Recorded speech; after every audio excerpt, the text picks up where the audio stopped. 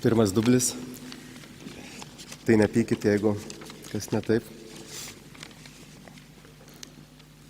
Visas mišias vis galvojau, kaip čia reikės teisingai pagėdoti šitą visą pradžią. Bet tiek apie mane. Šiandien pradedam adventą. Ir turbūt pastebėjot, pasikeitė spalvos, Glorija giesmės nebuvo, tos tokios ilgos. Ką reiškia šitas advento laikas? Ir man visada toksai keistumas būdavo, aš kai galvodavau apie adventą, ką mes čia vaidinam, kodėl mes tą adventą iš vis turim. Sakom, laukiam Jėzaus gimimo ir tarsi jis dar negimė, tai bent jau Eucharistijos neduotų tada per mišias, kad kažkaip tikrai išgyventume mes tą adventą, o čia vis tiek atrodo dar negimė, bet po to mes jį valgom, tai kaip suprast, ko mes čia laukiam. Ir net per Kalėdas dažnai tas sakymas, Kristus mums gimė, bet jau gimė, tai kodėl mes čia vis kartojam kiekvienais metais tą patį. Ir įdomu, bažnyčia turi atsakymą į šitą klausimą. Jis kalba apie 3 adventus. Bendrai adventas, ką reiškia adventas? Adventus išvertus reiškia kilmingo žmogaus atėjimą. Kilmingo žmogaus atėjimą. Miestai, kurie laukdavo imperatoriaus, adventus, jo atėjimo, jie ruošdavosi, puošdavosi, pasiruošdavo, nes priklausomai nuo to, kaip jie pasitiks savo karalių, toks bus miesto likimas. Ir pirmasis adventas, tiesa, jau įvyko. Istorinis Jėzus jau buvo, jis jau gimė, jau gyveno ir jau buvo prikaltas dėl mūsų ir mirė. Ir tai jau įvyko. Ir tai nėra legenda ar kažkoks gražus pasakojimas. Iš tikrųjų, istorinis Jėzus gyveno.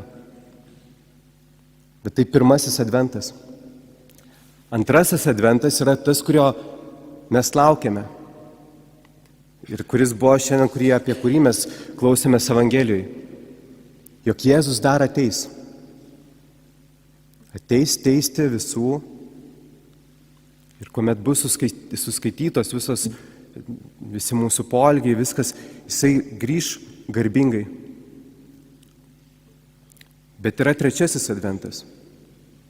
Šiaip daugumą įvardina jį antruoju adventu, bet šiandien tegu būna trečiasis adventas.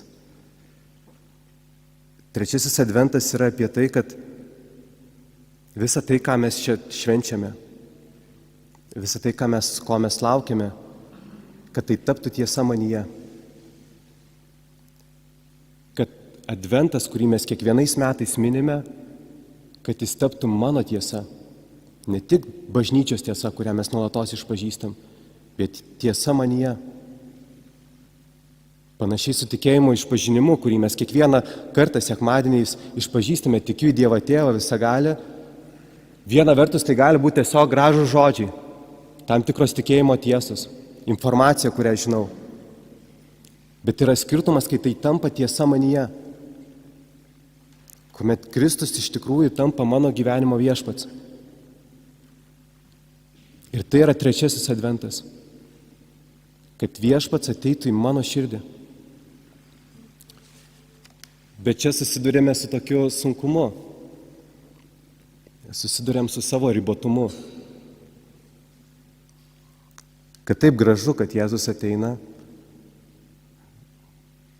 bet mes dažnai išsiblaškę ir nuodėmių yra visokių mumyse ir dažnai gali net ateiti tokia mintis, kad jis gali pas daug ateiti, bet ne pas mane. Kad nesu vertas arba nesu verta, kad jis ateitų į mano širdį. Nes ten bjauru, kad ten ateitų Jėzus. Nelabai aš ten pasiruošęs ir nelabai aš ten išpuošęs kažko esu. Taip, tiek pirmas, tiek antras skaitiniai buvo tam, kad mus nuramintų šiek tiek šitoje tokiai dilemai vidiniai. Pirmas skaitinys sakė, kopkime į Viešpaties kalną, kad jis pamokytų mus savo kelių. Apaštalas Paulius sako, apsivilkite Kristumi. Ką abudu šitie įvaizdžiai kalba? Kad tai procesas. Neįvyksta per vieną akimirką. Kad yra procesas, kuomet mes vis po truputį ir vis labiau įsileidžiame Kristų į savo širdį. Kad vis labiau tas adventas mumise įvyktų. Per vieną dieną niekada tai neįvyks. Mes meldžiame, kad tai jau būtų tiesa mumise, bet matome ir savo realybę, kad dar nėra tiesa mumise. Bet gali būti tokia ir problema, kad tai gerai, čia procesas, tai galima atsipalaiduoti. Jėzus Evangelijoje labai aiškiai sako, budėkite, šiandien aš noriu pas jūs ateiti, dabar noriu ateiti. Dabar noriu ateiti tavo širdį, nesvarbu, kokia jinai įsiblaškius, nesvarbu, kiek ten yra ribotumo, nesvarbu, kiek ten jinai yra sužeista, aš noriu šiandien ateiti į tokią, kokia jinai dabar yra.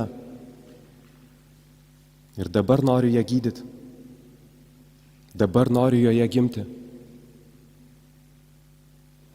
Tas įvaizdis prakartėlės, ar ne, kad Jėzus gimsta prakartėliai, ne rūmuose, o tvarte. Kaip mūsų širdis dažnai visiškas tvartas. Ir ten jis nori gimti, ten jis nori ateiti.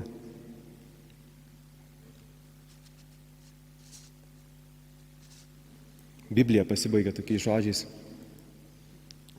Maranata. Ateik viešpatie Jėzau. Tai įdomu, kartais netgi palieka šitą žodį Maranata.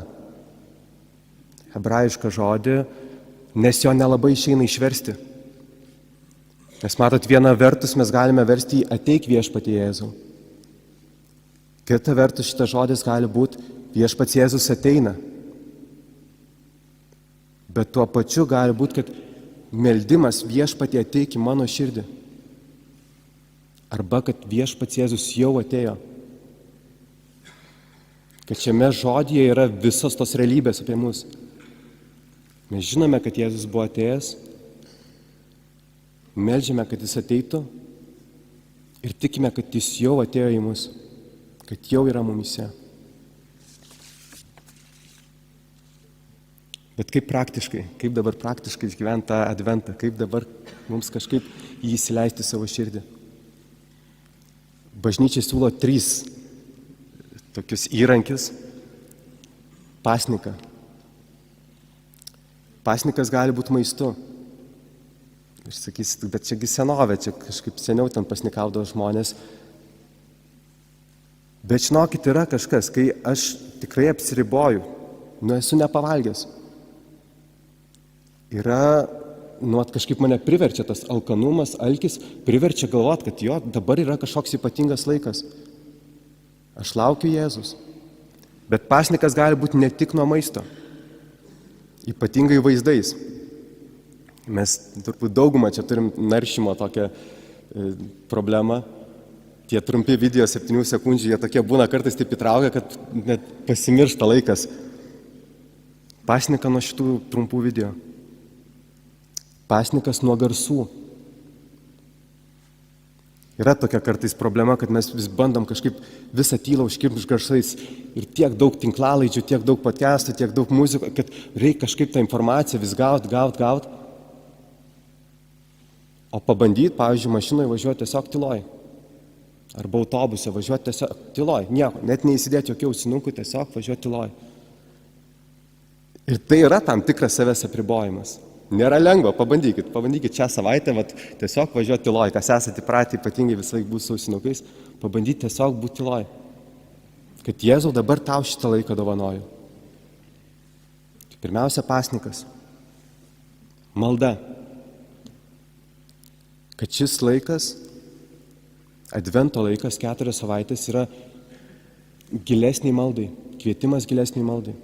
Kaip tai galėtų atrodyti? Jeigu iš vis nesimeldžiu, tai galbūt, kad atsirastų rytinė vakarinė malda.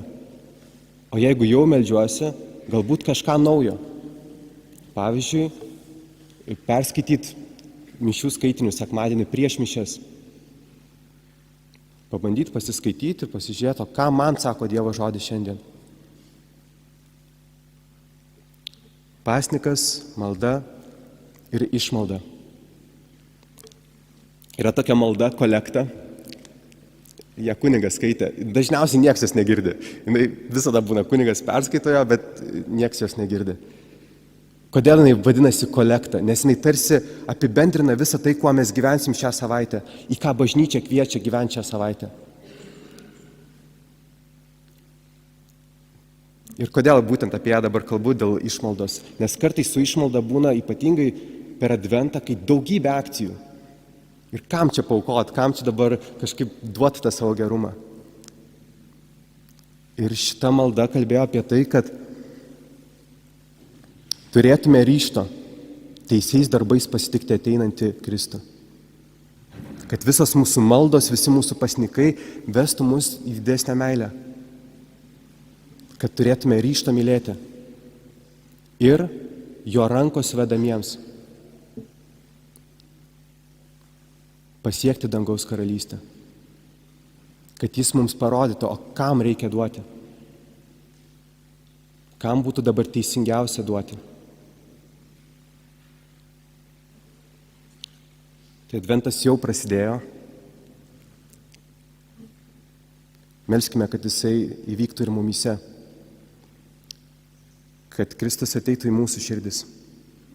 Kad mes gebėtume jį pasitikti. Kad advento tiesa taptų mano tiesa. Mano gyvenimo tiesa. Viešpatie, meldžiame, duok mums drąsos, ryžto leistis tavo rankos vedamiems.